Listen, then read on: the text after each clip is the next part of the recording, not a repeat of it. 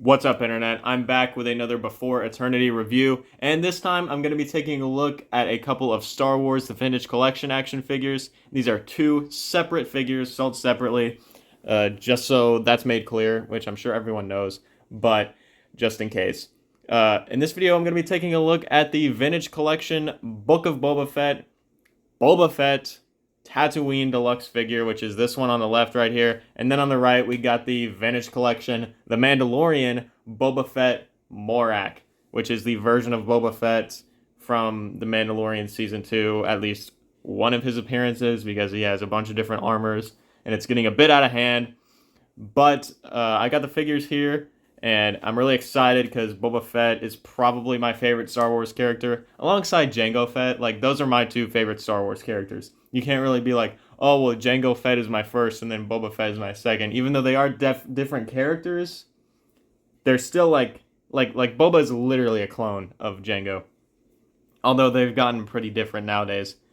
But I would say those are my two favorite Star Wars characters, and I really want them to make another Jango in the Vintage Collection. That's like a completely new mold. That would be so great. It would probably be my favorite action figure. Anyway, today we're going to be focusing on Boba Fett. These are the two most recent Boba Fett figures in the Vintage Collection. And there's definitely some things to be said here.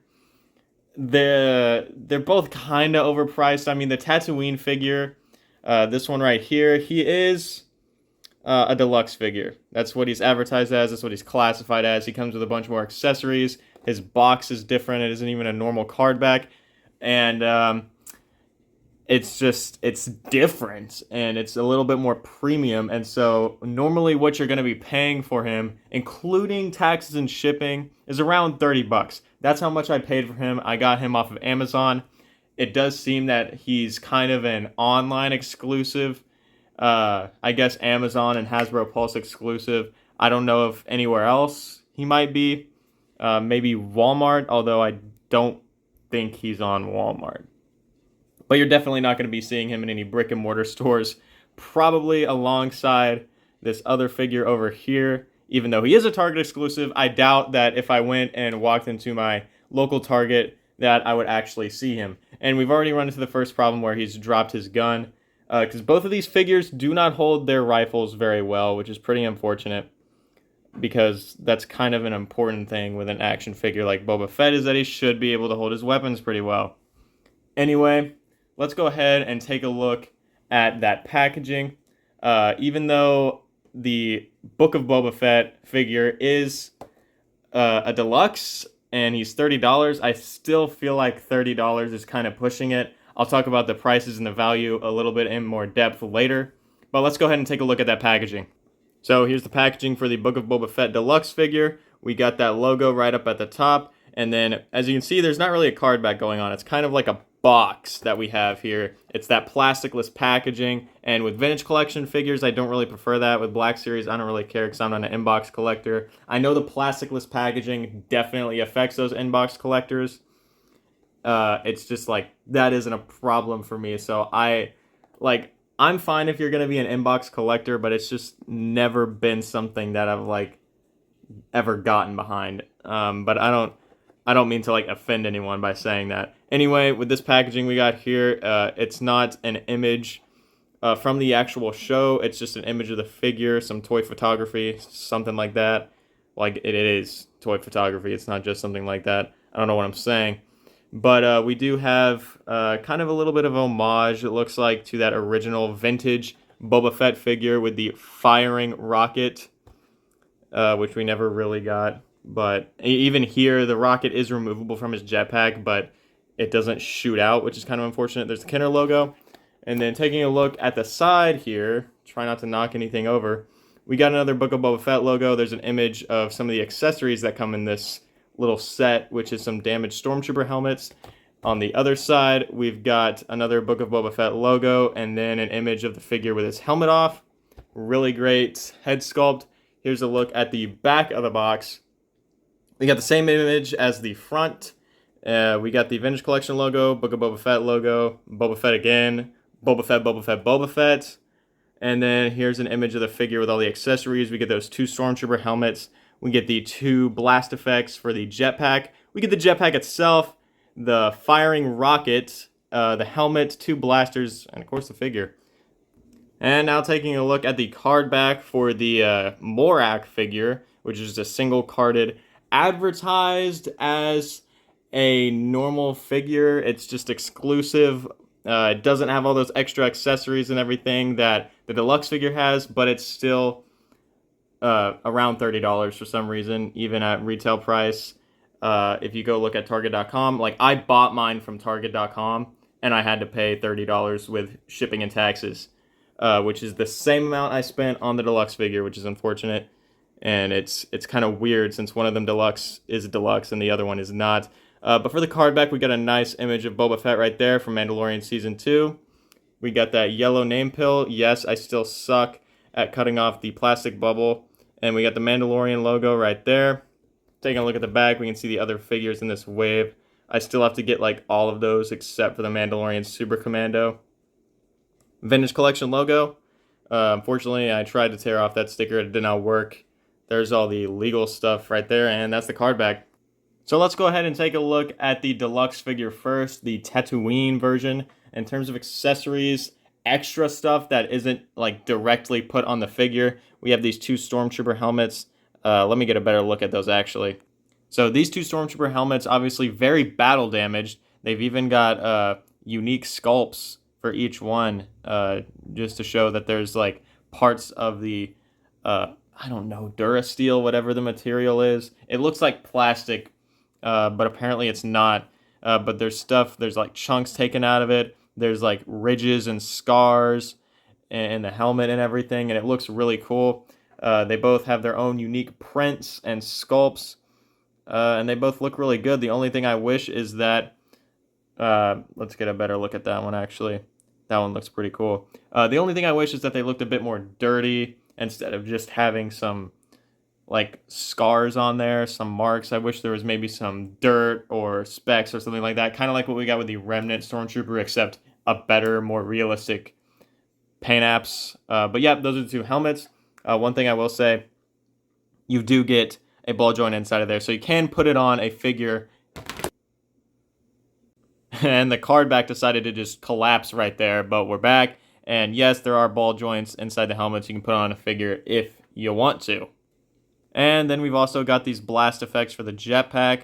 I'll attach them to the jetpack later. You can attach them to the nozzles, but here's what they look like up close. They're both identical.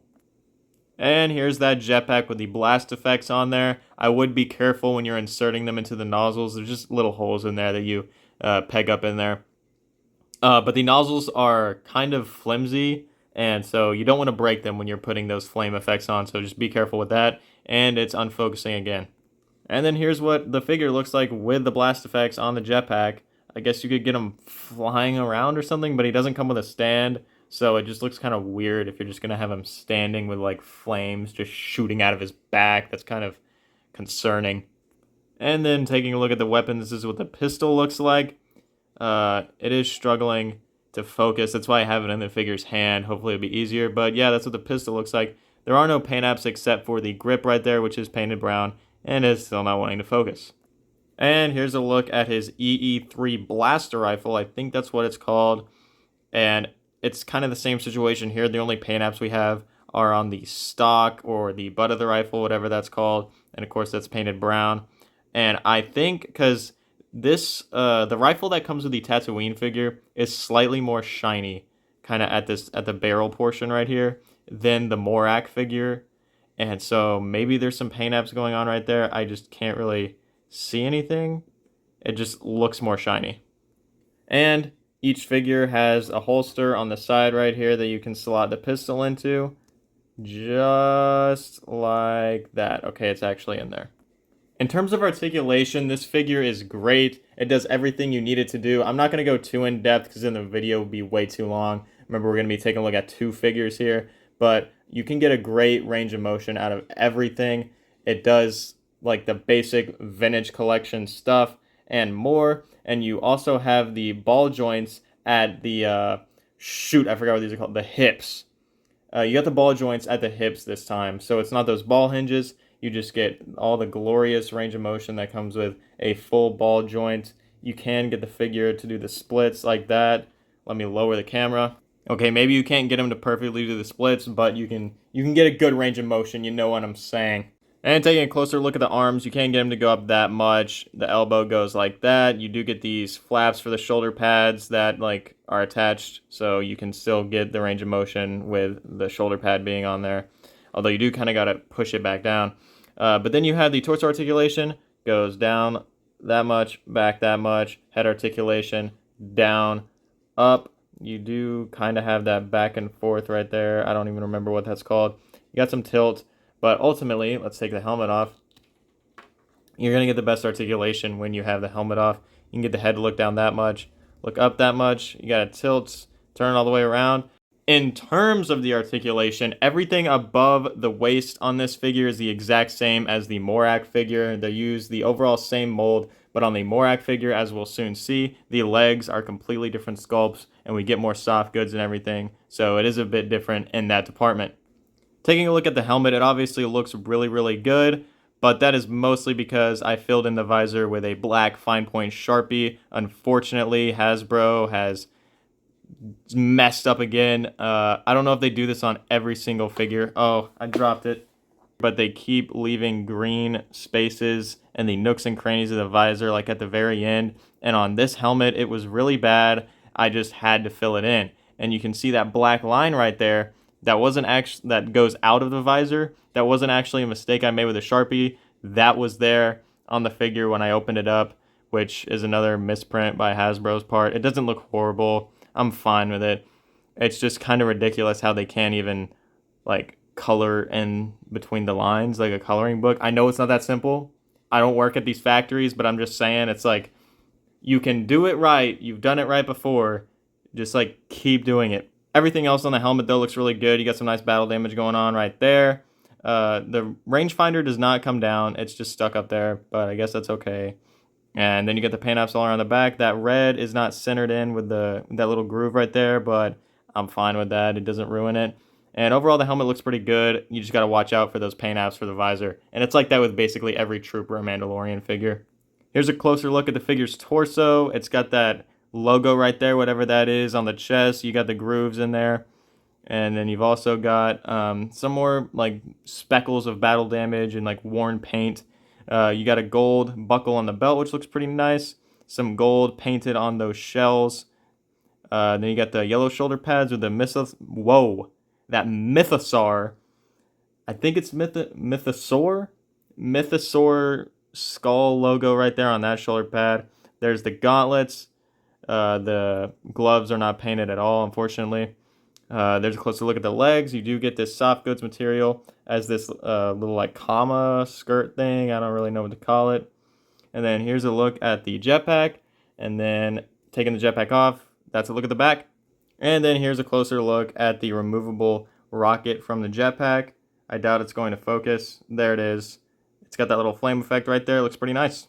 And of course, you gotta appreciate that Temuera Morrison likeness. That looks absolutely beautiful. It's great. I almost want to display the figure without the helmet, but that would, of course, be kind of ridiculous for Boba Fett. He's supposed to keep his helmet on, which they didn't really understand in the show. I'm fine with Boba Fett taking his helmet off. Like, I'm not upset about that. I feel like this show was pretty disappointing. I'm pretty sure everyone agrees with that. I still like the show a little bit. There were some good things. Like, I don't think it ruined the character for me. I thought it was an overall pretty interesting idea. It just had kind of bad execution, not gonna lie. Alright, so that was the Tatooine Deluxe figure with all its accessories and everything. It's really great, but now we're going to be taking a look at the Morak figure, which is going to be a lot shorter because it's basically the same figure all the way from the waist up. The main difference is going to be the legs and the soft goods, but another main difference is actually the armor and the paint apps of it. I don't know if you can tell, hopefully you can, but the shade of green on the Tatooine figure is a bit more brighter, a bit more rich, and it pops a bit more. And then you have the green on the Morak figure, and it's a bit more dull, a bit more grayed out. That is because he just got his armor like refurbished or whatever, so it looks a bit more fresh. I'm assuming that's what they're going for. You still do get some battle damage, like some wearing paint on his chest right there, but it looks pretty good overall. Taking a look at the helmet, it actually has really great paint apps, and there were no mistakes on it when I got it out of the package. So very awesome. Leaves me with great feelings inside. Let's go ahead and take a look at that helmet, if it'll focus. It's the exact same mold as the Tatooine helmet. The rangefinder still can't move down, but as you can see, everything on the visor looks really great. Really, really enjoying this. Although for some reason, you look at the back right here, and everything is great, and then there's just that random black line. I don't know why that's there. That was just there when I opened it up. It is what it is, though. It's fine. I mean, it's like barely noticeable. Here's a look under the helmet, and I think it's actually a little bit of a different head sculpt than the Tatooine figure. I kind of want the camera to focus better on it. It's not really looking very good. Well, there we go. And let's kind of compare the two head sculpts. This is the Tatooine version that I've just brought in here. And as you can see, they kind of look a little bit different. The Morak figure definitely has a lighter skin tone. It's not wanting to focus on them at the same time. And this one is also wanting to fall over. So he kind of looks like a zombie right now. But I think the Morak one has a slightly different head sculpt. Hopefully you can see what I'm talking about. But like the Morak one just looks a little bit different. And that's pretty nice. That's pretty nice. And just like with the Tatooine figure, it looks exactly like Temuera Morrison. Just super great head sculpt and paint apps on there. Here's a closer look at the rest of the armor. It is kind of the same. Once again, it's just a slightly different shade of green. I think we do get some red on the grooves right there, which is pretty nice. The Tatooine figure doesn't have that, but I think it has the same kind of wearing off paint details. Actually, no, it doesn't. There's some more silver showing on the Morak version. And then the belts are actually different on both of the figures. I would assume that's because the soft goods below the waist are different. But as you can see on the Morak figure, the belt buckle is slightly larger. Let me try and focus in on that. But the belt is slightly a different sculpt on the Morak figure. The gauntlets are all the same, except, and so is that Mythosaur logo. We still got that right there. And then, as well as the hands, those are actually slightly different because they do have some reddish-brown paint on the fingers. And taking a look at the back, we do have a slightly different jetpack. It just has less paint apps on there, and it is a complete remold of the Return of the Jedi Vintage Collection Boba Fett jetpack. As you can see here, oh no! As you can see here, they are different in terms of paint apps, and the rocket on the Morak figure cannot be removed. Now we get on to the biggest difference, which is the legs, and I really don't like what they've done with the soft goods here.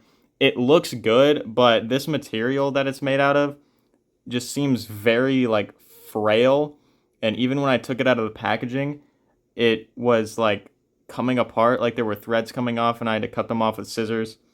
Kind of like what's going on right here, if it'll focus.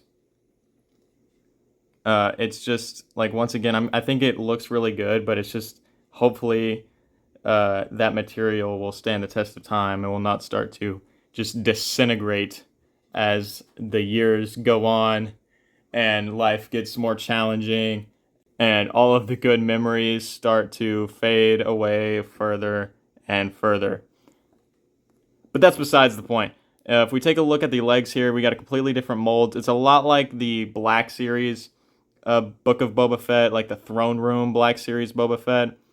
In terms of the leg sculpt here, we do got different articulation and everything. We still got the ball joints at the waist, or at the hips, or whatever you want to call it. And then you get the knee. The joint on the knee is actually way more stiff, but you can still get it to go back, I guess 90 degrees, which is whatever. The ankle goes back that much, goes forward that much, and that's basically the leg articulation. You do still get the thigh cut right there. It just looks kind of wonky. On the Black Series figure, they decided to make this soft goods part a soft plastic, and so it just looks even worse, and I just don't think it looks very good. This one looks a lot better because, I mean, it just looks more natural with the soft goods, looks a lot more organic. Another difference is the boots. They are a gray color on the Morak figure, while on the Tatooine figure they're a reddish brown. And here's a look at his blaster rifle, basically the same thing as the Tatooine figure, although it's a little less shiny. And I won't show the pistol because it's literally the exact same on both of the figures. You do get the holster for it right here. It's still there, if it'll focus, and that's what it looks like.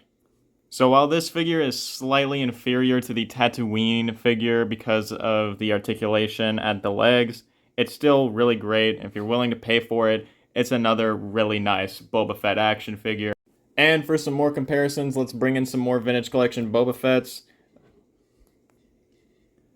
Here we've got the Return of the Jedi Boba Fett right here over on the far left, and on the far right we've got the droids Boba Fett. Both of them are really great figures, and I would make my own videos on them, but I feel like they're just too old at this point. And, you know, here's what they look like alongside the Book of Boba Fett / Mandalorian figures. I'd have to say, like, my favorite figure, at least out of these two figures that I took a look at this video today, I'd have to say the Morak. It's just, like, I like the extra robes down at the bottom. Even though the soft goods are, like, pretty iffy, I feel like they still look really cool, and I like the overall more clean look of the armor, and the helmet just looks way better on the Morak figure. Another thing that's kind of unfortunate is the pricing of these figures. Of course, we have the deluxe figure, comes with a lot more accessories, and yet the single release, single carded figure that has less accessories and less value is still the same price as the deluxe figure. I don't know why that is. I know that it's exclusive to Target, and since it is exclusive, Hasbro decided to make it like $5 extra, and then shipping and handling on top of that made it like even more. So it's pretty stupid in my opinion, but I mean, they're still great figures, and it's still Boba Fett. I still love them. So this was my look at the Star Wars The Vintage Collection, the Book of Boba Fett, Tatooine, and the Vintage Collection, The Mandalorian, Boba Fett, Morak. I know it's annoying to hear Boba Fett so many times. Well, that was pretty much it for this video, so I hope you guys enjoyed. Don't forget to like, comment, and subscribe, and share if you want to, and I'll see you guys in the next one.